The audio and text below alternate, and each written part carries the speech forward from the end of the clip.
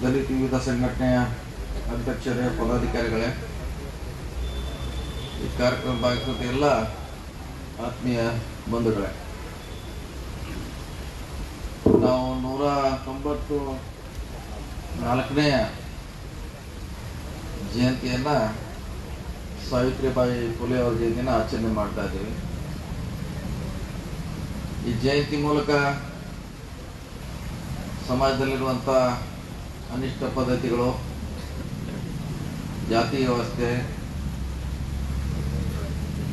ಹೋಗಲಾಡಿಸಲಿಕ್ಕೆ ಇತಿಹಾಸದಲ್ಲಿ ಹೋರಾಟ ಮಾಡಿದಂಥ ಮಹಾನ್ ನಾಯಕಿಯ ಜಯಂತಿಯನ್ನು ಇವತ್ತಿನ ಪೀಳಿಗೆಗೆ ಪ್ರಚಾರ ಪಡಿಸಬೇಕು ಅನ್ನೋ ಉದ್ದೇಶದಿಂದ ಈ ಜಯಂತಿಯನ್ನು ನಾವೆಲ್ಲ ಆಚರಣೆ ಮಾಡ್ತಾ ಇದ್ದೀವಿ. ಸುಮಾರು 170 ವರ್ಷ ಹೆಚ್ಚು ಕಮ್ಮಿ ಹಿಂದೆ ಪುಣಾದಲ್ಲಿ ಕ್ರಾಂತಿ ಪ್ರಾರಂಭ ಆಯಿತು. 1850ರಲ್ಲಿ ಮಹಿಳೆಯರಿಗೆ ಶಿಕ್ಷಣ ಕೊಡಬೇಕಂತ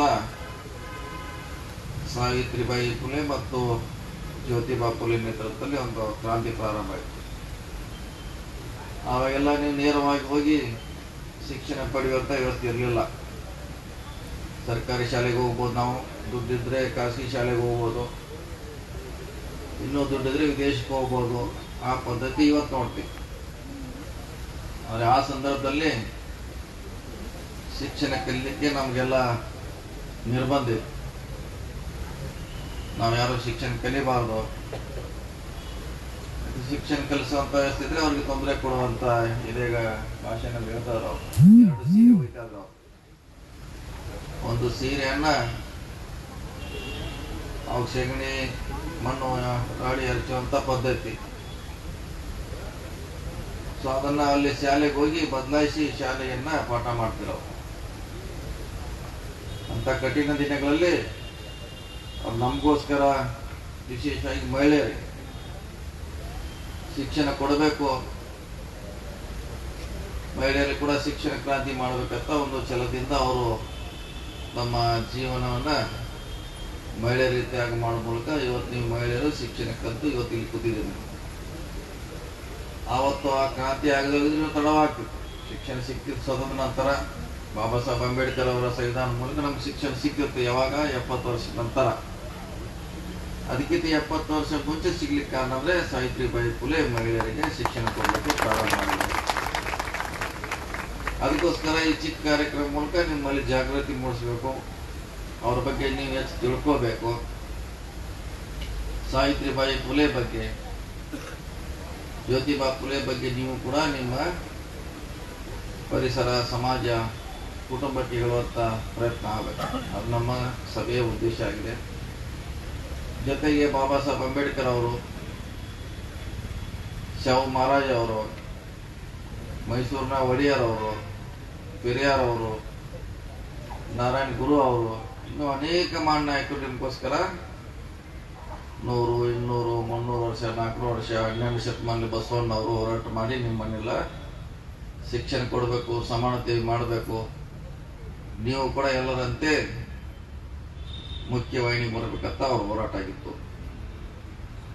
ಹೀಗಾಗಿ ನಾವು ಸಾವಿತ್ರಿಬಾಯಿ ಫುಲೆ ಮಾಡ್ತೀವಿ, ಅಂಬೇಡ್ಕರ್ ಜಯಂತಿ ಮಾಡ್ತೀವಿ, ಬಸವಣ್ಣವ್ರ ಜಯಂತಿ ಮಾಡ್ತೀವಿ, ಪೆರಿಯಾರ್ ಮಾಡ್ತೀವಿ.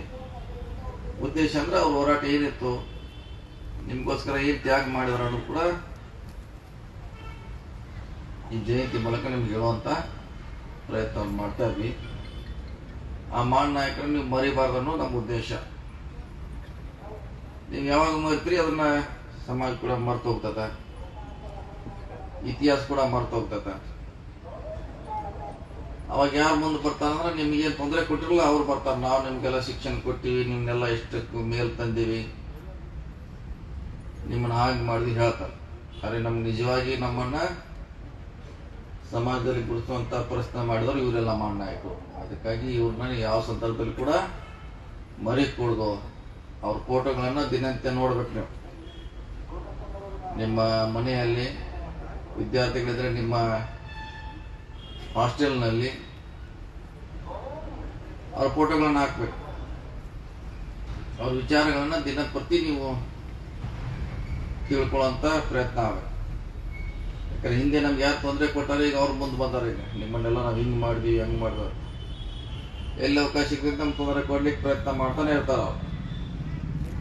ಆದ್ರೂ ಕೂಡ ನಾವೆಲ್ಲ ಅವ್ರ ಜೊತೆ ಬೆರೀತು ನಮ್ಮ ಇತಿಹಾಸನ ನಾವು ಮರಿಲಿಕ್ಕೆ ಹೋಗ್ತಾ ಇದ್ವಿ.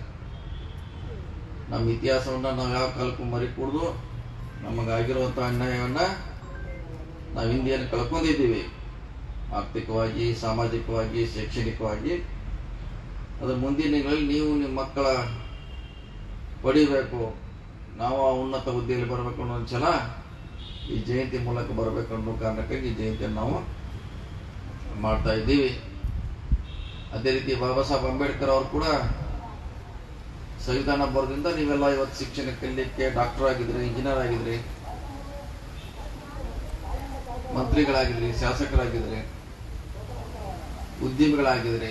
ಇದಕ್ಕೆ ಕಾರಣ ಅಂದ್ರೆ ಸಂವಿಧಾನ ಬಂದ ಮೇಲೆ ನಿಮ್ಗೆಲ್ಲ ಹಕ್ಕನ್ನು ಕೊಡುವಂತ ಪ್ರಯತ್ನ ಆಗಿದೆ. ನಾವು ಡಾಕ್ಟರ್ ಬಾಬಾ ಸಾಹೇಬ್ ಅಂಬೇಡ್ಕರ್ ಅವರು ಕೂಡ ಯಾವ ಕಾಲಕ್ಕೆ ಮರಿ ಕೂಡುದು ಅನ್ನೋದನ್ನ ನಾವೆಲ್ಲ ನೆನಪಿಟ್ಕೋಬೇಕಾಗುತ್ತೆ. ಅದೇ ರೀತಿ ಬಸವಣ್ಣವರು ಕೂಡ ಎಲ್ಲರೂ ಸಮಾನರು, ಜಾತಿ ಭೇದ ಮರೆತು 12ನೇ ಶತಮಾನದಲ್ಲಿ ಕ್ರಾಂತಿ ಮಾಡಲಿಕ್ಕೆ ಹೋದ್ರು. ಅದು ಬಹಳ ದೊಡ್ಡ ಕ್ರಾಂತಿ ಈ ದೇಶದಲ್ಲಿ ನೆಲದಲ್ಲಿ ಆಗಿರೋದೆಲ್ಲ ನಾವು ನೆನಪಿಡಬೇಕಾಗ್ತದೆ.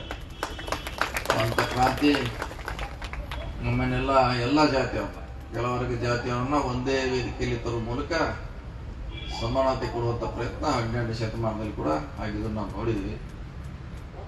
ಅದೇ ರೀತಿ ನಾರಾಯಣ ಗುರು ಅವರು ದೇವಸ್ಥಾನದಲ್ಲಿ ಪ್ರವೇಶ ಇರಲಿಲ್ಲ ಕೆಲವರ್ಗದವರಿಗೆ. ಅದಕ್ಕೆ ಅವ್ರು ನಾವೇ ದೇವಸ್ಥಾನ ಮಾಡೋಣ, ನಾವೇ ಪೂಜಾರಿ ಆಗೋಣ, ನಮ್ಮವರನ್ನ ನಮ್ಮ ದೇವಸ್ಥಾನದಲ್ಲಿ ಬಿಡೋಣ ಅನ್ನುವಂತ ದಿಟ್ಟ ಹೋರಾಟವನ್ನು ಕೂಡ ನಾರಾಯಣ ಗುರು ಮಾಡೋದ್ರಿಂದ ಅವರು ಇತಿಹಾಸದಲ್ಲಿ ನಮ್ಮ ಮುಂದಿದ್ದಾರೆ. ಸ್ವಂತ ಅನೇಕ ಮಹಾನ್ ನಾಯಕರು ಇವತ್ತು ನಮ್ಮ ಮುಂದಿದ್ದಾರೆ. ಇಲ್ಲೇ ಪಕ್ಕದ ಕೊಲ್ಹಾಪುರದ ಶಾವು ಮಹಾರಾಜರಿದ್ದಾರೆ. ಅವರೇ ಫಸ್ಟ್ ಬೋರ್ಡಿಂಗ್ ಸ್ಕೂಲ್ ಮಾಡಿದವರು. ಫಸ್ಟ್ ಬೋರ್ಡಿಂಗ್ ಸ್ಕೂಲ್ ಮಾಡಿ ಕೆಲವರಿಗೆ ಶಿಕ್ಷಣ ಕೊಡುವಂತ ಪ್ರಯತ್ನ ಆಗಿದ್ದು ಅವ್ರ ಕಾಲದಲ್ಲಿ. ಹೀಗಾಗಿ ಶಾವು ಮಹಾರಾಜರು ಕೂಡ ಅವ್ರ ಹೋರಾಟ, ಅವ್ರ ಇತಿಹಾಸ ನೆನೆಸ್ಕೊಳ್ಬೇಕಾಗತ್ತೆ. ಅವ್ರ ಸಂದರ್ಭದಲ್ಲಿ ಬಹಳಷ್ಟು ಜನಕ್ಕೆ ಶಿಕ್ಷಣ ಕೊಡೋ ಮೂಲಕ ಅವರು ಕೂಡ ಅಂಬೇಡ್ಕರ್ ಅವರಿಗೆ ಶಿಕ್ಷಣಕ್ಕೆ ಸಹಕಾರ ಮಾಡಿದ್ರು. ಅವರು ವಿದೇಶಕ್ಕೆ ಹೋಗ್ಲಿಕ್ಕೆ ಮಾಡೋದ್ರಿಂದ ಅದು ಕೂಡ ಒಂದು ಇತಿಹಾಸ ಇದೆ. ಹೀಗಾಗಿ ನೀವೆಲ್ಲ ಹಳ್ಳಿ ಬಿಟ್ಟು ಬೆಳಗಾವಿ ಬಂದ್ಮೇಲೆ ನಾವೆಲ್ಲ ನಮ್ಮ ವಿರೋಧಿಗಳ ಜೊತೆ ಮಿಕ್ಸ್ ಆಗ್ತೀವಿ, ಅವ್ರ ವಿಚಾರದಲ್ಲಿ ನಾವು ಹೋಗ್ಲಿಕ್ಕೆ ಪ್ರಾರಂಭ ಮಾಡ್ತೀವಿ. ಹೀಗಾಗಿ ನಮ್ಮ ವಿಚಾರದಲ್ಲಿ ನಾವು ಹೋಗ್ಬೇಕು. ನಮಗೆ ಇತಿಹಾಸದಲ್ಲಿ ಯಾರು ತೊಂದರೆ ಕೊಟ್ಟಿದ್ದಾರೆ, ಶಿಕ್ಷಣದಿಂದ ಯಾರು ನಮ್ಗೆ ದೂರ ಇಟ್ಟಿದ್ದಾರೆ, ಅವ್ರ ವಿರುದ್ಧ ಹೋರಾಟ ಹಿಂದಿನವ್ರು ಮಾಡೋಕ್ಕಾಗಿಲ್ಲ. ನಮ್ಮವ್ರಿಗೆ ಅಂತ ಅಜ್ಜಗೆ ಹಿಂದಿನವ್ರಿಗೆ ನಾವು ತಿಳ್ಕೊಂಡಿದ್ದೀವಿ. ಇತಿಹಾಸವನ್ನ ನಾವು ಹೋರಾಟ ಮಾಡಿ ನಮ್ಮ ಹಕ್ಕನ್ನು ಪಡೆಯುವಂಥ ಪ್ರಯತ್ನ ಆದಾಗ ಮಾತ್ರ ಅಂಬೇಡ್ಕರ್ ಜಯಂತಿ, ಬಸವಣ್ಣವರ ಜಯಂತಿ, ಹಲವಾರು ಮಹಾನಾಯಕರ ಜಯಂತಿ ಖಂಡಿತವಾಗಿ ಯಶಸ್ವಿ ಆಗ್ತೈತೆ. ಆ ನಿಟ್ಟಿನಲ್ಲಿ ಇವ್ರ ಬಗ್ಗೆ ಹೆಚ್ಚು ಓದುವಂತ, ತಿಳ್ಕೊಳ್ಳುವಂತ ಪ್ರಯತ್ನ ಆದಾಗ ಮಾತ್ರ ಯಶಸ್ವಿ ಆಗ್ತದೆ. ಯಾಕಂದ್ರೆ ಆ ಸಂದರ್ಭದಲ್ಲಿ ಅವರು ಮಹಿಳೆಯರಿಗೆ ಶಿಕ್ಷಣ ಸಿಗಬೇಕು, ಮಹಿಳೆಯರ ಸಮಾಜದಲ್ಲಿ ಮುಂದಾಗಬೇಕಂತ ಒಂದು ಗಟ್ಟಿ ನಿರ್ಧಾರದಿಂದ ಮಹಿಳೆಯರು ಶಿಕ್ಷಣ ಕಲಿಯಲಿಕ್ಕೆ ಸಾಧ್ಯ ಆಗಿದೆ. ಎಲ್ಲ ನಾಯಕರ ವಿಚಾರ, ಅವ್ರ ಹೋರಾಟ ತಮ್ಮಲ್ಲಿ ಉಳಿಬೇಕು. ಅಂಬೇಡ್ಕರ್ ಅವರು ಹೇಳ್ತಾರೆ, ಯಾರು ಇತಿಹಾಸ ಗೊತ್ತಿದೆ ಅವ್ರು ಮಾತ್ರ ಇತಿಹಾಸವನ್ನ ಬರೀಬಲ್ಲರು, ನಿರ್ಧರಿಸಬಲ್ಲರು ಅಂತ ಹೇಳಿದ್ದಾರೆ. ಅದಕ್ಕಾಗಿ ಅಂತ ಇತಿಹಾಸವನ್ನು ತಿಳ್ಕೊಳ್ಳುವಂತ ಪ್ರಯತ್ನ ಮಾಡಿ ನಿಮಗೆ ಹಿಂದೆ ಆಗಿರುವಂತ ಅನ್ಯಾಯ ಇವತ್ತು ಸರಿಪಡಿಸಲಿಕ್ಕೆ ಸಂವಿಧಾನ ನಮಗೆ ಅವಕಾಶ ಕೊಟ್ಟಿದೆ. ಆ ಸಂವಿಧಾನವನ್ನು ಉಳಿಸುವಂತ ಪ್ರಯತ್ನ ಮಾಡಬೇಕು. ಬಹಳಷ್ಟು ಜನ ಸಂವಿಧಾನವನ್ನ ತೆಗೆದುಹಾಕಬೇಕು, ಮತ್ತೆ ಹಿಂದಿನ ವ್ಯವಸ್ಥೆಗೆ ನಮ್ಮನ್ನ ಒಯ್ಯಬೇಕು ಅನ್ನೋ ಹುನ್ನಾರ ನಡೀತಾನೆ ಇರ್ತದೆ. ಸೊ ಸಂವಿಧಾನಕ್ಕೆ ಅಪಾಯ ಆದಾಗ ನಾವೆಲ್ಲ ಪ್ರತಿಭಟನೆ ಮಾಡುವಂತ ಶಕ್ತಿ ನಮ್ಮಲ್ಲಿ ಬರ್ಬೇಕು.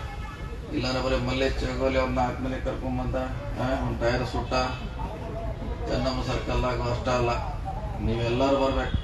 ಸಂವಿಧಾನ ಇಲ್ಲಂದ್ರೆ ಮತ್ತೆ ವಾಪಸ್ ಹೆಂಗಿತ್ತಂದ್ರೆ ಹಿಂದಿನ 100 ವರ್ಷ ಹಿಂದಿತ್ಲ ಹಂಗಾಗ್ತೀರಿ ನೀವು. ಬಹಳಷ್ಟು ಜನ ಸಂವಿಧಾನ ಬದಲಿ ಆಗ್ಬೇಕು ಪದೇ ಪದೇ ಹೇಳ್ತಿರ್ತಾರೆ ಕೆಲವು ಮಂದಿ. ಅವ್ರು ಹೇಳೋರಿರೋದು ಯಾವಾಗಲೂ ನೀವು ಜಾಗೃತಿಯಿಂದ ಇರಬೇಕು. ಅವ್ರ ವಿರುದ್ಧ ನಿರಂತರವಾಗಿ ಹೋರಾಟ ಇರ್ಬೇಕು ನೀವು. ಅಂದಾಗ ಮಾತ್ರ ಸಾವಿತ್ರಿ ಬಾಯಿ ಫುಲೆ ಅವ್ರೇನು ಹೋರಾಟ ಕನಸಿತ್ತು ಅದು ನನಸಾಗಲಿಕ್ಕೆ ಸಾಧ್ಯ ಆಗ್ತದೆ ಮಾತನ್ನು ಹೇಳುತ್ತಾ ಅವರ ಜಯಂತಿ ಮೂಲಕ ಮುಂದಿನ ಜಯಂತಿಗೆ ಹೆಚ್ಚಿನಕ್ಕೆ ಅವರ ನೀವು ಭಾಷಣಕಾರರಾಗಿ ನಮ್ಮ ಮೇಡಮ್ ಅವರು PhD ಮಾಡಿದಾರೆ. ನೀವೇ ಅಲ್ಲೇ ನಿಮ್ಮ ಮಟ್ಟದಲ್ಲಿ ಸಣ್ಣ ಭಾಷಣ ಮಾಡಿ ಹೇಳಿ, ಇತಿಹಾಸವನ್ನು ಓದ್ಕೊಳ್ಳಿ. ಇತಿಹಾಸವನ್ನು ನಿಮ್ಮ ರೂಮ್ಮೇಟ್ಸ್ ಇರ್ಬೋದು, ನಿಮ್ಮ ಕ್ಲಾಸ್ನಲ್ಲಿ ಇರೋರು ಇರ್ಬೋದು, ನಿಮ್ಮ ಕುಟುಂಬದ ಜನರಿಗೆ ಹೇಳಿ. ಮತ್ತು ಸಾವಿತ್ರಿಬಾಯಿ ಫುಲೆಯನ್ನು ಪ್ರತಿ ಮಹಿಳೆಯರು ದಿವಸ ಫಸ್ಟ್ ನಮಸ್ಕಾರ ಮಾಡೋದು ಅದಕ್ಕೆ ಮಾಡಬೇಕು ನಾವು. ಯಾಕಂದ್ರೆ ನಿಮಗೆ ದಾರಿ ತೋರಿಸಿದ್ದು ಸಾವಿತ್ರಿಬಾಯಿ ಫುಲೆ. ಅದಕ್ಕಾಗಿ ನಿಮ್ಮ ದೇವರು, ಪ್ರಥಮ ದೇವರು ಸಾವಿತ್ರಿಬಾಯಿ ಫುಲೆ. ಅದನ್ನು ಫೋಟೋ ಪೂಜೆ ಮಾಡುವಂಥ ಪ್ರಯತ್ನ ಮಾಡಿ ಅವರೇ ನಮಗೆ ನಿಜವಾದ ದೇವರು. ಅವ್ರನ್ನ ಬಿಟ್ಟು ಬೇರೆಯವ್ರನ್ನ ನಾವು ಪೂಜೆ ಮಾಡಲಿಕ್ಕಾಗಲ್ಲ. ಫಸ್ಟ್ ಅವರೇ ನಮಗೆ ದೇವರು. ಸೊ ಇವತ್ತು ಜಯಂತಿಯನ್ನು ವಿವಿಧ ದಲಿತ ಸಂಘರ್ಷ ಸಮಿತಿಯವರು ಮಾಡಿದ್ದಾರೆ. ಇನ್ನೂ ಹೆಚ್ಚು ಹಳ್ಳಿಗಳಲ್ಲಿ ಕೂಡ ಇಂಥ ಕಾರ್ಯಕ್ರಮ ಆಗಬೇಕು. ಅವ್ರ ವಿಚಾರಧಾರೆಗಳು ಕೂಡ ಪ್ರತಿಯೊಬ್ಬರಿಗೆ ತಿಳಿಸ್ಬೇಕು ಅನ್ನೋ ಮಾತನ್ನು ಈ ಸಂದರ್ಭದಲ್ಲಿ ಹೇಳಿ ಮತ್ತೊಮ್ಮೆ ಈ ಜಯಂತಿಗೆ ಶುಭಾಶಯಗಳನ್ನು ಹೇಳಿ ಎಲ್ಲರಿಗೂ ಮತ್ತೆ ಒಂದು ವಂಶಿ ನಮಸ್ಕಾರ ಮಾಡ್ತೇನೆ. ಎಲ್ಲರಿಗೂ ಜೈ ಭೀಮ್. ಸಾವಿತ್ರಿಬಾಯಿ ಫುಲೆ ಅವರ ಎಲ್ಲ ಆಶೋತ್ತರಗಳನ್ನ ಸಂವಿಧಾನದ ಮೂಲಕ ಬಾಬಾ ಸಾಹೇಬ್ ಅಂಬೇಡ್ಕರ್ ಅವರು ತಂದಿದ್ದಾರೆ. ಆ ಸಂವಿಧಾನವನ್ನ ಕಾಪಾಡುವಂತ ಕೆಲಸ ನಮ್ಮೆಲ್ಲರ ಕರ್ತವ್ಯ ಅಂತ ಹೇಳಿದಂತ ಸತೀಶಣ್ಣ ಜಾರಕಿಹೊಳಿ ಅವರಿಗೆ ಈಗಾಗಲೇ ಮತ್ತೊಮ್ಮೆ ರೆವಿನ್ಯೂ ಬ್ಯಾಂಕ್ ನ ನೂತನ ಅಧ್ಯಕ್ಷರಾಗಿ ಆಯ್ಕೆಯಾದಂತ ಬಸವರಾಜ ರಾಯಗೌಡ ಅವರಿಗೆ ಅಭಿನಂದನೆ ಸಲ್ಲಿಸ್ತಾ ಇದ್ದಾರೆ ಮಾನ್ಯ ಸಚಿವರಿಂದ. ಅದೇ ರೀತಿ ಸಣ್ಣ ಸಾವಿತ್ರಿಗೂ ಕೂಡ ಅಭಿನಂದನೆ ಹೇಳಿದ್ದಾರೆ. ಯಾರು ಹೋಗ್ಬಾರ್ದು, ಎಲ್ಲ ತಿಂಡಿ ವ್ಯವಸ್ಥೆ ಮಾಡಿದ್ದಾರೆ, ಉಪಹಾರ ವ್ಯವಸ್ಥೆ ಇದೆ. ದಯವಿಟ್ಟು ಎಲ್ಲರೂ ಉಪಹಾರ ಮಾಡ್ಕೊಂಡು ಹೋಗ್ಬೇಕಂತ ಹೇಳಿ ತಮ್ಮಲ್ಲಿ ಮನವಿ ಮಾಡ್ಕೋತೀನಿ. ಸನ್ಮಾನ್ಯ ಸತೀಶಣ್ಣ ಜಾರಕಿಹೊಳಿ ಚಿಂಗ್ರೆ ಸರ್ ಅವರು, ಯಾಕಂದ್ರೆ ಮೊನ್ನೆ ಭೀಮಾ ಕೋರೆಗಾಂವ್ ಕಾರ್ಯಕ್ರಮ ಇವತ್ತಿನ ಕಾರ್ಯಕ್ರಮ ಆಗಬೇಕಾದ್ರೆ ನಮ್ಮ ಪ್ರೇರಣಾ ಸ್ಥಾನದ ಸತೀಶಣ್ಣವರು ಇದ್ರ ಹಿಂದೆ ಕೂಡ ಸುಮಾರು 30-35 ವರ್ಷದಿಂದ ಪ್ರತಿಯೊಂದು ಸಂಘಟನೆಗೆ ಅವ್ರು ಸನ್ಮಾನ ಸಹಕಾರ ಮಾಡಿದ್ದಾರೆ. ಅವ್ರಿಗೆ ಏನು ಬೇಕಾದ ತೊಂದರೆದಾಗ 35 ವರ್ಷದಿಂದ ಅವರು ಒಂದು ಸಾಮಾಜಿಕ ಅವ್ರದ ಪ್ರೇರಣೆ. ಇದ್ರ ಮುಂದಿನ ಕಾರ್ಯಕ್ರಮ ಕೂಡ ನಾವು ಯಾವುದು ಎಲ್ಲ ದಲಿತ ಸಂಘಟನೆಗಳು, ಪ್ರಗತಿಪರ ಸಂಘಟನೆಗಳು ಸಾಹುಕಾರ ಮಾರ್ಗದರ್ಶನದಲ್ಲಿ ಮುಂದೆ ಮಾಡ್ಕೊಂಡು ಹೋಗ್ತೇವೆ. ತಮ್ಮ ಸಹಾಯ ಸಹಕಾರ ಆಶೀರ್ವಾದ ನಮ್ಗೆಲ್ಲರಿಗೆ ಇರಲಿ. ಮತ್ತು ಇವತ್ತು ಫಸ್ಟ್ ಟೈಮ್ ಇದು ಸಾವಿತ್ರಿಬಾಯಿ ಫುಲೆ ಅವರು ದೊಡ್ಡ ಕಾರ್ಯಕ್ರಮ ಮಾಡಿದೆವು, ಭೀಮಾ ಕೋರೆಗಾಂವ್ ಕಾರ್ಯಕ್ರಮ ಮಾಡಿದೆವು. ಇದ್ರ ಮುಂದಿನ ಕಾರ್ಯಕ್ರಮ ಕೂಡ ಎಲ್ಲ ರಾಷ್ಟ್ರ ಪುರುಷದ ಮಹಾಪುರುಷದ ನಾವು ಕಾರ್ಯಕ್ರಮ ಮಾಡ್ಕೋತೇವೆ ಅಂತ ಹೇಳ್ತೇನೆ. ಇವತ್ತು ಸಾಹುಕಾರ ಇಷ್ಟೊಂದು ಬಿಜಿ ಶೆಡ್ಯೂಲ್ ಇದೆ, ನಮ್ಮೆಲ್ಲ ಟೈಮ್ ಗೊತ್ತಿದೆ. ಆದರೆ ಕೂಡ ಇಲ್ಲಿ ಬಂದು ನಮಗೆಲ್ಲರಿಗೂ ಒಂದು ಆದರ್ಶ ಪ್ರೇರಣಾ ನಮ್ಗೆ ಕೊಟ್ಟರು. ಇಷ್ಟು ಹೇಳಿ ಇವತ್ತು ಕಾರ್ಯಕ್ರಮ ಬಂದಿದ್ದೀನಿ. ಎಲ್ಲರಿಗೂ ಧನ್ಯವಾದ ಹೇಳ್ತೀನಿ.